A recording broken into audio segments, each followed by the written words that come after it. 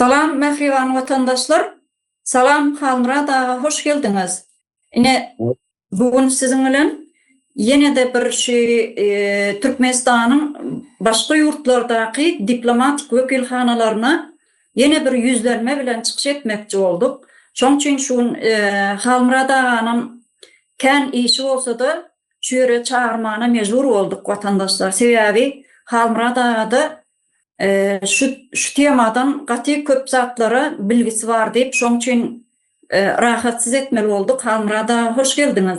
Şunu aytıp bersek, şu biz muny Gurju Mejlisiň beýleki agzalaryny köp çykyş etip aşağı çyzyp aýtdyk da geçen ýylam şu Türkmenistanyň esasen mene türkmenleriň iň köp çykýan ýurdu bolan Russiýa, Türkiýe şu ýurtlarda ýerleşen diplomatik wekilhanalary ýagny ilçihanalary barada şolaryň borçlary ýerine ýetirmeli işleri barada kän gedek bil çykyş etip aýtdyk. Emma muňa garamazdan şuň küneçeli hiç ýeli ne web saytynda, ne başga ýerlerde, ne mediada, medianyň başga bir platformalarynda hiç bir sesi çykanat. Şu wekilhanalaryň esasen Russiýada ýerleşen Türkmenistanyň ilçihanasynyň o ýerde näçe sapar köp student ýaşlaryň kän bir ejir çekendigi barada biziň Halkyň Sesi media kanalymyzda da köp gezip çykyş edip aýtdyk vatandaşlar Halmurada. Şu arada şu Ukrainadaky 170 sany türkmen vatandaşymyzyň ýagdaýy barada da hiç haçan bir bilgi bermedi. Ýa-da şolaryň ýagdaýy nähili şonu izna gaýtaryp almak barada näme iş geçirdiler. Şu barada da hiç haçan bir ses çykmady Halmurada. Şoň üçin men biraz sizi rahatsız etdim. Şuň gün näme üçin diýsem şol diplomatik wekilhanalar şuň gün kimin hyzmatyny edýär? Ya halkyň hyzmatyny edýärmi ýa-da şuňky goşadyrnak içindäki bir kanun hökümetiň, bir kanun rejimiň hyzmatyny edýärmi? Şu Ukrainadaky ýanky ýesir düşen 170 diýip biz sanawyny berdik geçen ýyl ýadymyzda bolsa. Şu 170 360 näçe sana ýetdi. Ondan soň vatandaşlar şu ýerde men Halmuradaga biraz söz bereýin. Öz pikirlerini halkymyz bilen paýlaşmagyny isleýän.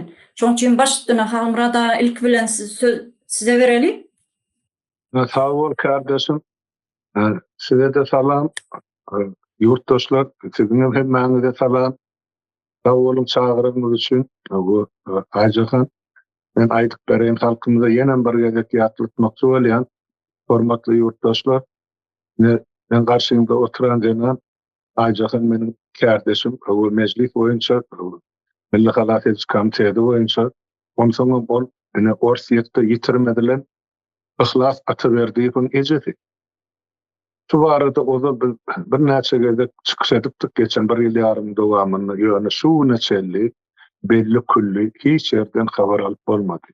Ne Türkmenistan tarapyndan, ne onuň Orsiýetde ýerleşen ilçihanasy ýa wekilhanalar tarapyndan, ne de Ukraina tarapyndan ýetir düşdi ýa-da şoň jesedi meýdanyna tapyldy ýa başga bir maglumat, ne de Ors goşuny tarapyndan, ne de Orsiýadyň ýanky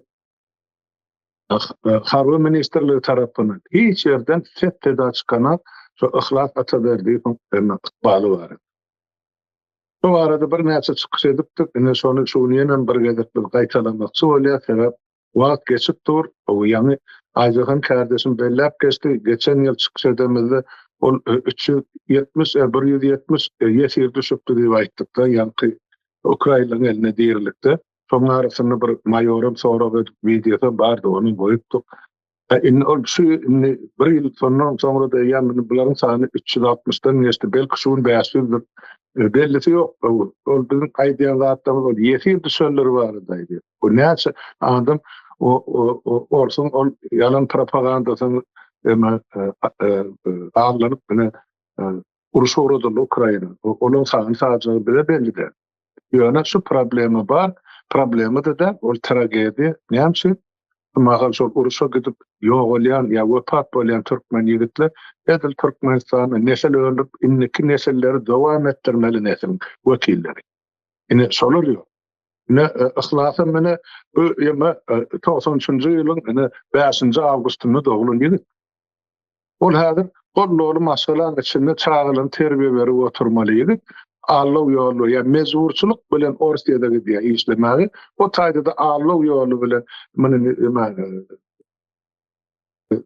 durma diýip ben bäriýan naky ýere salyp saklap aşyl suwuzy şo taýda mezur edýärler kontrakty gol çekmäge uruşa gitmek üçin. Allap mullap pronto da bolmordyň. Aýdan o taýda akop gazarsyň ýa bäde tyýl oturarsyň diýenler. Bahana bilen allap äkitip bilen Türkmen ýigitlerini ine oda sokýarlar. Diňe Türkmen hem de o taýda bütün Merkez Aziýadan in köpü ine Özbegistanyň bilen Kazakstanyň Adrak emma Kırgızlar köp täzikler bar. Şun sany bizim Türkmen ýigitlerimizden. Ine şu mesele biz şunu ýene döwürge dolanyp gelmekçi bolýar. Ýagdaý gaty agyr Türkmen tarapy diýilde emma ol hökümet diýmedilen barana olur. Şu näçe ýurdun içinden ýaşaýdy, ortaýda çykaryp bilseler şonça şat. Bu ýigitler ýurdun içinde ýaşata otursa, iş talap etjek, hak talap etjek, hukuk talap etjek.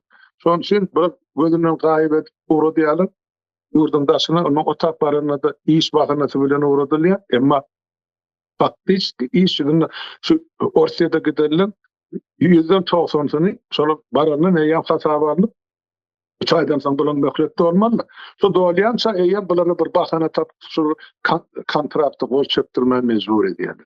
Ine netijesini görüp oturdyny. Ajahan kardeşim sen aýtdyň näçe wagt boldy oğlum şu taýda Orsiýada baryp şu taýdan ýagny uruşa uğradylar döwri onsaň insan köýde habar alan wagtyndan bäri näçe wagt geçdi. Şunu ýurtdaşlarymyza düşündirip berseň ondan söhbetleşigini dowam etdirip. Sağ ol Halmurada, doğru aýdýaňyz. Şu Ihlas Ataberdiýew men oğlum 2024-nji ýylyň 13-nji noýabr güni Russiýadan, ýani Kurskmi, Pokrovskmi şo ýerlere uruşa uğradylýar. Ondan biz hepdede bir iki tapar habarlaşyp, gepleşip ol elinde telefonum ýok. Ýöne komandiriň rasiýasyndan jaň etmäge komandiri ruhsat berýän eken. Onda da rus diline gürleş diýip aýdýan eken. Rusça gürleş, türkmençe gürleşme diýip aýdýan eken. O ýerde de gürleşende bir kakoýta bir 10-20 sekund ýaly. Ondan uzak däl. Gowumyň gowy barmyň bar, niredesiň diýsen, niredediginem aýtmak gadaganmyş. Şondan sonra 2025-nji ýylyň mart aýyna geldik. Mart aýynyň 1-inde de şu çağa ýene jaň etdi. Şo komandiriniň rasiýasyndan. Şo ýerde indi biz okuň aşagyna däl de biz bir neme ýere bir rahat bir ýere alyp gitip barýar. Eje alad etme, hemme zat gowy diňe dilet diýip aýdan sözü. 2025-nji ýylyň 1-nji mart güni. Ine indi şondan bäri hiç ýyly habar ýok. Ya yaralandymy, ya öldümi, ya bir ýerde neme podwallarda saklanýarmy, o hakda da hiç ýyly maglumat ýok. Muny biz Ukrainanyň ýani ýaşamak isleýärin diýip "Хочу жить" diýip bir programmasy bar. Ukrainanyň döwleti ýürüýte şonu şu rus eskerleriniň ýani tokoýlarda ölüsini toplap, şo ýerde DNK-syny, ganyny barlap, her bir janyň aladasyny edip Ukrain tarapy şo programmany ýürüdip otyr. Biz şoňa şo ýerde anketa doldurduk Halmurada. Ondan soň şo anketadan 2026-njy ýylyň 10-njy ýanwar güni şu ýakynda habar geldi. Bu şahsy hiç ýerde ýok, ne ýesirlikde ýa plen düşmendir hiç ýerde ýok. Biz maglumat hiç ýerden alyp bilmedik ýöne. Ýene de şu saytda bolmagyňyzy haýyş dediz, belki bir ýerden çykmaly, nerede bolsa da diýip diýip bize atwet berdi, jogap berdi ýani. Şo ýerde şo programmany şunkun naş diýip bizim çıkalgamız diye da yanlışmasam Türkmençe. Doğru. Şo programmany alyp barýan Irina Krenina diýen gyz şeýle bir jogap bilen bize yüzlendi. Şu nemeden ayrılman, belki şu yerde bir yerden hukman çıkar diyen. Biz hem şoňa umyt edip şunkugün şu otur ýöne näçin şu Russiýadaky Türkmenistanyň ilçihanasyndan hiç açan ses çykany. Hiç mi wyjdanyňyz ýok sizin? Halmyrada men şu ýerde bir azajyk gaharlansam başlarsınız ýöne watandaşlar her bir ene ma diňe men del, maňa menzen başga da bardyr bir näçe. Ana 170 diýip biz çykardyk da başlan watandaşlar men özüm taklap bilemek şu wagtlar. Biz gece gündüz uklap uyku ýok maňa. Şu ýerde 170 sany ene hatta 170'den 360 näçe sana şoň sanawyny gurucu meclisiň agzalary şolary bir ara getirip şu sanawy çykardy. 360 näçe san türkmen watandaşynyň. Şu Ukraina olur yesir düşen. Men Ukraina yesir düşen bolsa şu elimşeyle çarpıp begenjek oğlum eger şoňa yesir düşen bolsa. Sebebi Ukraina Ruslardan 100 gat ýokarda. Düşünjelerim, bilimlerim, ol yesirlere seredişlerim, yesirlerin imitlenişi, yesirlerin nähili gün geçirişi durmuşlary barada her gün şol programmalarda berilip dur. Halka yetirilip dur. Bilgileri yetirilip dur. Aýöne Rus tarapyndan ýa-da bizim Türkmenistanyň Russiýada bütün bir binany eýlep oturan şu ilçihanasyndan hiç ýeli ses ýok Halmyrada. Hiç ýeli ses ýok. Bizine bir ýyl bäri biz şonu çykyş edip aýtyp berýärdiz halkymyza. Ne şol 170 sany ýa 365 sany türkmen watandaşynyň ne hossaryndan ne başgasyndan ses çykypdyr. Men şu ýerde şol naş wagt şol bizim çykalgamyz diýen programmany izarlap oturkam ýene bir türkmen watandaşynyň bu da öňümden çykdy şol türkmen watandaş Türkmenistanly diýlen ölen Türkmenistanly ýaşaçyk oglan 1999-njy ýylda doğulan Rahmanow Maksat Ýazberdiýewich. Ýene gaýtalap aýdyn watandaşlar belki hossarlary bize serederler bizim bu gepleşigimizde seredip tanış bolup bilerler. Rahmanow Maksat Ýazberdiýewich 1999-njy ýylda doğulan çağa 2025-nji ýylyň 1-nji ýanwar 1-nji aýynda wepat bolupdyr. Ukraina garşy Ruslaryň şol söwüşinde wepat bolan çağa. Bu da hani şu ýerde indi ilçihana nerede? İlçihanan hiç mi ýokmy wyjdany? Erter kanunyň öňünde, ýa-ni insanlaryň öňünde jogap bermeseňiz hem kanunyň öňünde diklenişmeli bolar. Kanunyň öňünde jogap bermeli bolar Halmyrada bu zatlara. Meňe hiç aklyňa sygjak zat däl bu zatlar. Bu jinayet diýip düşünýän mene. Halmyrada başdyna siz hem sözüňizi dowam etseňiz. Apola.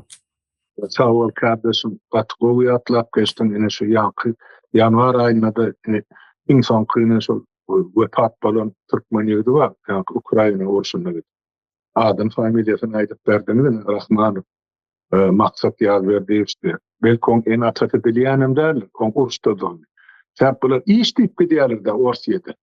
O taýdanın ejetine kakasyna aýtmajak bolup, düşen gününi, o meni işläp ýöne, okap ýöne, bir okumagyny oklanan mesarupka, öwelenti, mesarupka diýildi.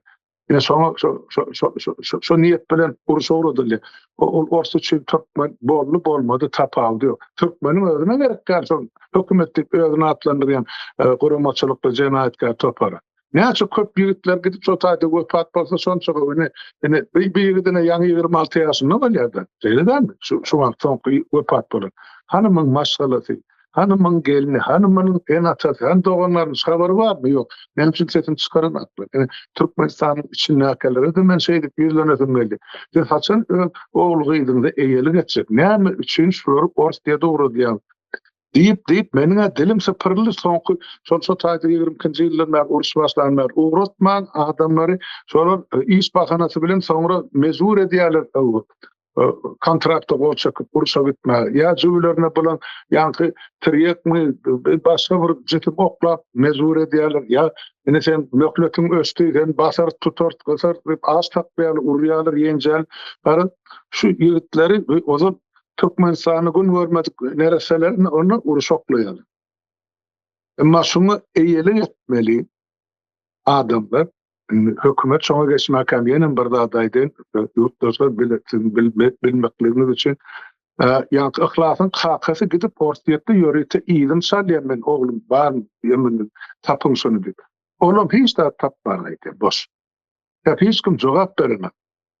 Olur milyonlap sürüp otuyor. Mesaruf'a orta onun içinden yemeden bir tamamının inne gözani alıp yetkiymedi.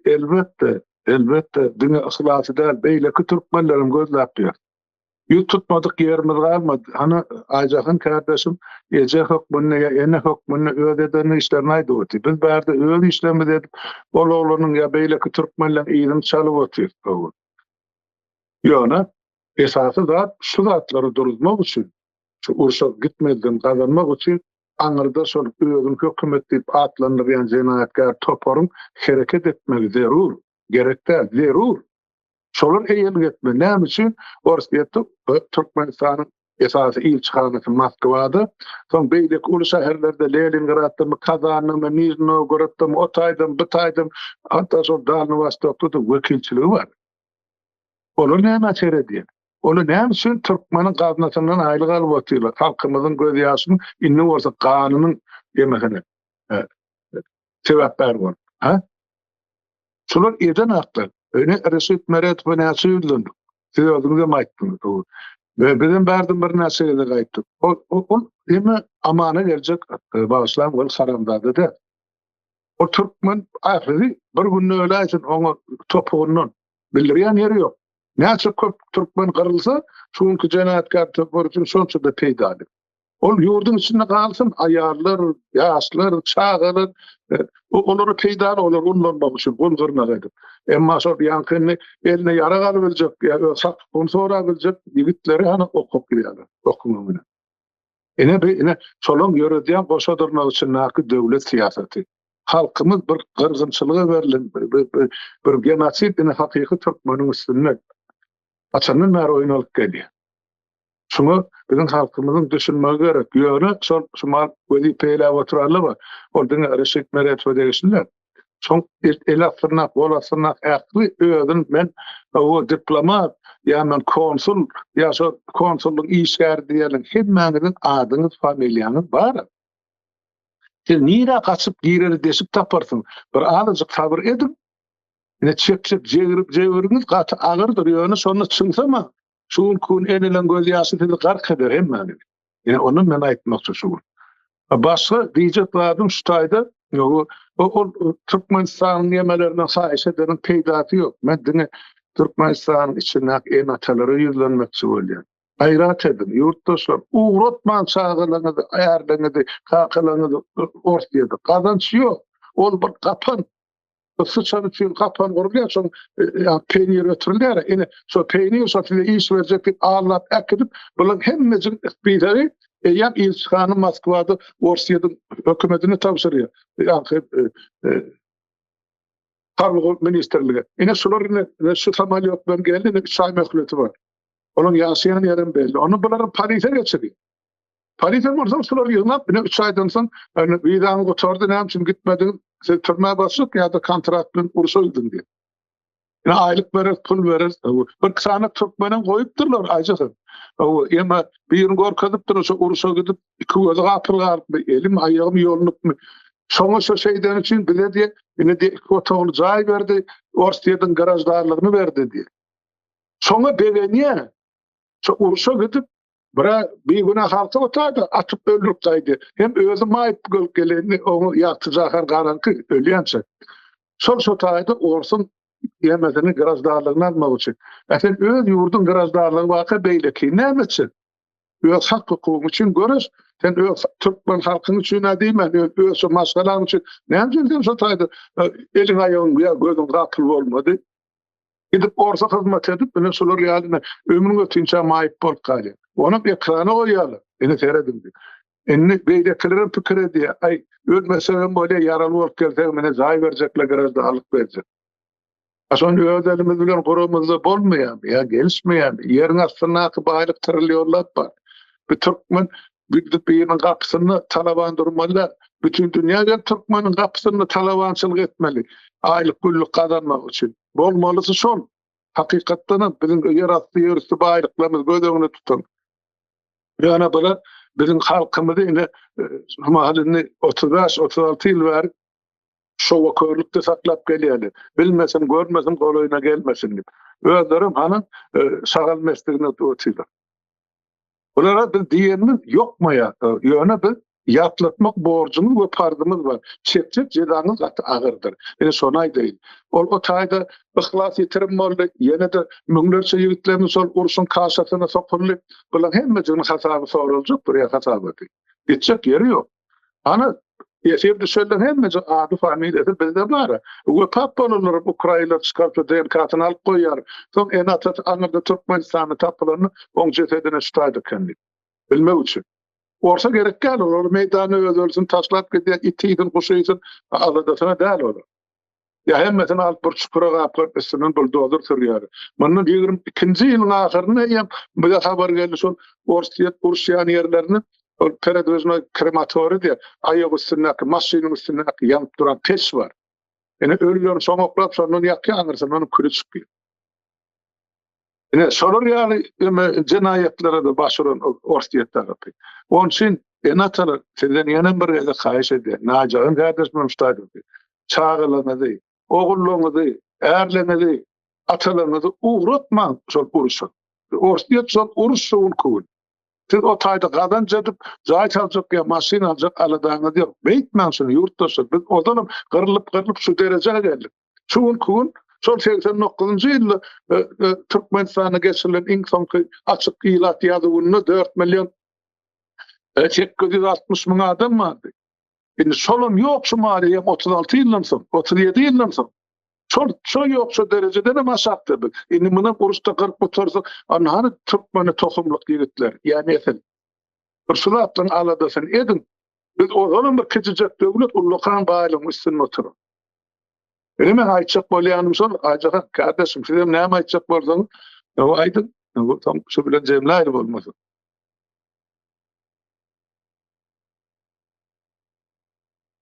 Sağ ol Halmurada, köp beren gurrunlaryňyz üçin. Şu ýerde bizim meclis agdalarymyzdan biri arada gurrun berdi da. Şu wagtam Russiýada ýanky 3 aýlyk viza bilen giden Türkmen watandaşlary 3 aý diýileniň 3 günçe de ýok geç gidip durul. Şolar dokumentsiz galan üçin ýanky bir inşaat diýedi türklerde neme guruluşuk zaborunyň içinde geçen daşary çykyp bilenap diýär şolar. Näçe müň sany türkmen watandaşy şu ýerde bir oğlumy tanışmy şu ýerde iýje eşeklerini diňe şol oğlan ýany Türkmenistandan barypdyr Moskwa. Şu ýerde de şol getirip berýän eken iýje eşeğini.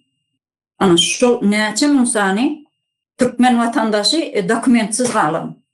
3 ay geçiyor, ondan sonra yurda dolanmaya ya da vizasını uzatıp geleyin diyen düşünce yok. Şoň bilenem şu an zaborun içinde bir kuruluş, ulu bir kuruluş zaborunun içinde daşara çıkıp bilmeyen polis gelse bir yerlere gizlenip şeytip yaşap görmüşler.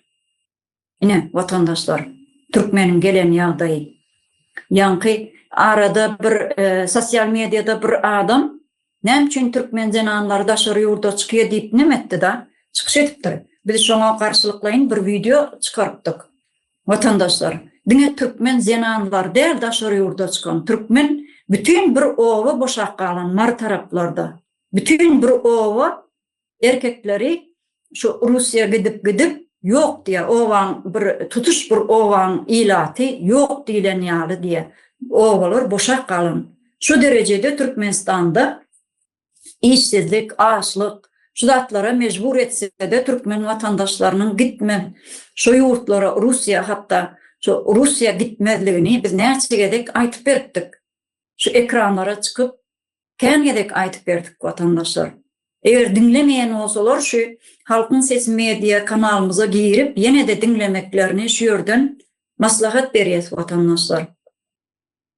Başga Halmyrada şu temadan indi pikiriňizi aýtjaksaňyz aýdym başdyny goşuklaryňyz bar bolsa.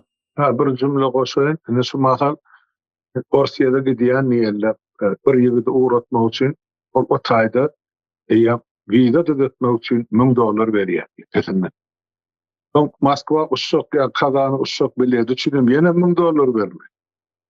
Ondan o barıp düşenden soň Orsiýetdäkine ýene $1000 bermeli. Arasy var şu maşyk şu zatlar gurnak görür. Ene eýär $3000 gitdi bi barýança. Ondan 3 aýyň dowamında. Hem şu bereni ýygyna gaýtyryp almaly. Hem ýene de ýygyna gaýtyrlary näme gazanç edip biljek. Bir özüňiz yurttaşlar bir kelläňizi, akylyňyzy işledip göräň, sanaýym öňüňizde kalkulator alyň. Mümkin işlerle. 3 aydan soň 2 barmagy burnuna sokup ýygyna da gaýdyp bilenak, ýygyna aklyr bergiliň. O taýda da galyp bilenak. Eýem sen bizden döwdi, sen polisiň elinde. Ya urşa gitmeli, ya türme gitmeli. İkiden bir.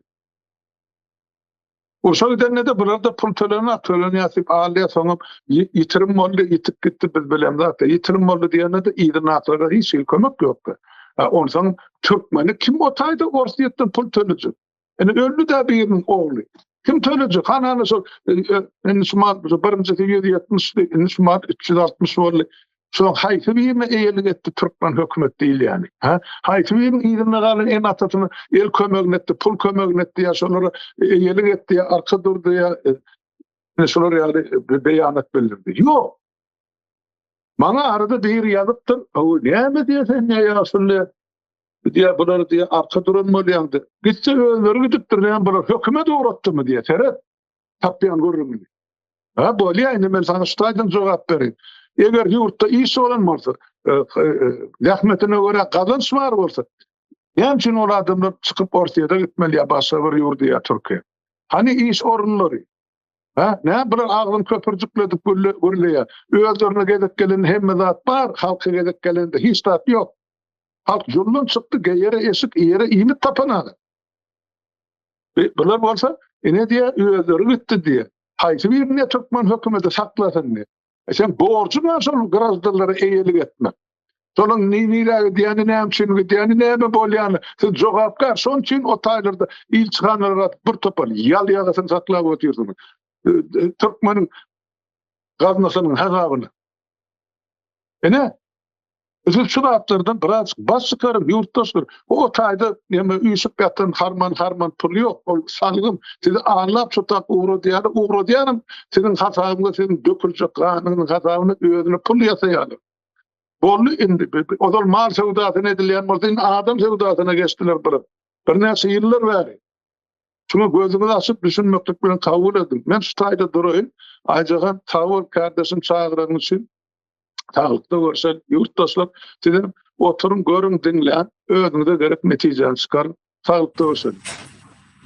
Sağ ol Halmyrada. Şu yerde yine bir men kysgaçyk belläp geçeýin. Şol ýanky bir gurucu meclisdäki watandaşymyzyň gurrun beren Türkmen watandaşlary var Moskwada ýanky guruluş zaborunyň içinden daşara çykyp bilmän gorkup dokumentsiz galan yurttaşlar. Şolaryň hem ertir uruşa gitmejegi hiç ýerli garanti yok şolary. Sebäbi köçe çyksyn çykmasyn polis gelip bir gün yakasından tutup alıp giderler şolary.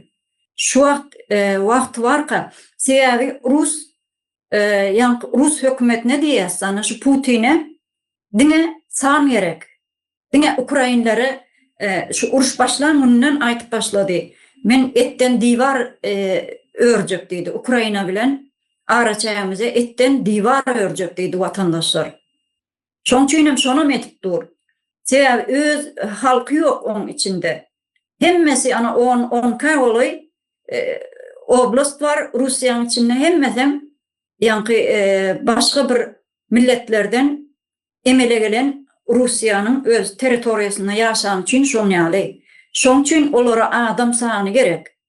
Şolara şu et bolmazlygy üçin ýene de biz şu ýerden ýatlatyp geçýäs watandaşlar. Sebäbi şol Russiýa gitmän. Eger ene atalaram bolsa göý bermesin. Ýene bir gedek ýatlatyp geçýäs. Sebäbi men özüm liçni ene hökmünde ýanky 170 däl 360 näçeden geçen türkmen watandaşlarynyň sanawyny, şolaryň ses çykarmayan hossarlarynyň adyndan men özüm her gün ses çykarjak watandaşlar. Sebäbi men şu ýerde aýtmak isledýän zadym şu Reşit Meredow, Taşary işler ministri Reşit Meredow Türkmenistanyň. Şoň garamagyna Russiýadaky baş konsuloslugy. Men iki elim şolaryň ýakasynda boljak. Sebäbi men oglumy talap edýän. Tap bermeklerini. Ýene şu 170 sany, hatda 360 näçe sany türkmen watandaşynyň spisaklary bar bizde. Siz şol adamlaryň hossarlarynyň öňünde wyjdanyňyz hiç ýyly bir nemetmeýän bolsa, onu men siziň ýakaňyz, men elim siziň ýakaňyzda boljak watandaş. Konsulluk. Russiýada oturan baş konsulluk. Men elim hemişe siziň ýakaňyzda. Siz göne kanunyň öňünde, konstitusiýanyň öňünde de jogap berersiňiz. Ol hossarlarynyň öňünde jogap bermeseňiz bermän ýöne. Bir gün geler ertir, hökman konstitusiýanyň kanunyň öňünde dik durup jogap berersiňiz. Şoňa da biz bu zatlar gorkutmak üçinem däl. Bu zatlar hökman bolmaly. Hökman boljak zatlar watandaşlar. Şu ýerde kardeşler onu Halmrada başga goşjak aýyrjaňyz ýok bolsa, men bu gepleşigi entek ýene dowam ederim. Konsulluklaryň biz wagtymyz az bolan üçin Halmrada başlan sizem şu ýere azara goýup çağıranymyz üçin başlan. Siziň sebäbi bir giden işiňiz bar. Bir giden işleriň üstünde işläp oturýarsyňyz. Ýene de başga gurju mejlisiň kardeşlerimizden işläp otur. Şoň üçin siziň gymmatly wagtyňyzy alyp şu ýere çağıranymyz üçin başlan. Halmradaga şu ýerde men eger goşjak aýyrjaňyz ýok bolsa jemlemek isleýän her bir masalada Oğlum yok bärde başlamak toramak gerekke. Ol men borjum halkymyzyň öňünde bir borjum ezlip. Milli Halat Komiteti şu kalbyna qynay diýe çağıran üçin ören minnetler. Ýöne şu wagt ýoklu ol hakykatdan şeýle bir sutkada 24 saat bar bolsa işimiz 30 saat barman. Ýöne şoň üçin onu da bir ýesirlik meselesi iň agyr meselemiziň biri ýurdumyzda. Ol sen ýüzüň diýip aýtdygynda kardeşim, ol bizim halkymyzyň tragediýasy. Şoň üçin şonu näçe çalçyp tapyp bersek, şonça saat bir ömür halat edip bilsek, bir gelecek görüp bir näçe wekilini halat edýär şuňky. Şu arada gidýär mesele. Sağ olun, geleniňiz üçin, dinleýäniňiz üçin ýurtdaşlar saglyklykda görşerin. Senem sağ ol, ajagy gamgyn bolmak, bular uzağa gitmedi. Bular uzağa gitmese görünýär. Sana aýdyn. Sağ ol Halmrada. Şu ýerden ýene bir gedek ýatlatmakçy men watandaşlara. Şu ýerde şu bizim halkyň ses kanalymyza gelip öz pikirlerini dem ýazyp bilersiňiz. Türkmenistanyň içinde gorkup ýaşaýan bolsalar, ýanky Russiýadan Ukrainaga gidip ýesir düşen watandaşlarymyzyň hossarlary bar bolsa seslenmeklerini şu ýerden haýyş etip ýüzlenýän. Bir de ýorumlarda da ýazyp bilersiňiz, ýoksa şu bizim mediadaky kanallarymızda bir näçe telefon nomerleri bar. Belki şoňa jaň edip habarlaşyp bilersiňiz, öz pikirlerinizi, öz hossarlaryňyň nähili ýagdaýdadygyny bilmek üçin şu telefon nomerlary jaň edip hem habarlaşyp bilersiňiz watandaşlar. Hoş sağ bolun onunla. Her bir ojaga hemişe saglyk, her bir maşgala arzu etmek bilen şu gepleşigimizi jemleýiz. Halmrada Abdurrahman bey köp sağ olun gelip öz pikirlerinizi paylaşanyňyz üçin, watandaşlarymyza ýetireňiz üçin, geljekki gepleşiklerimizde görüşençe hoş sağ olun. Sağ olun.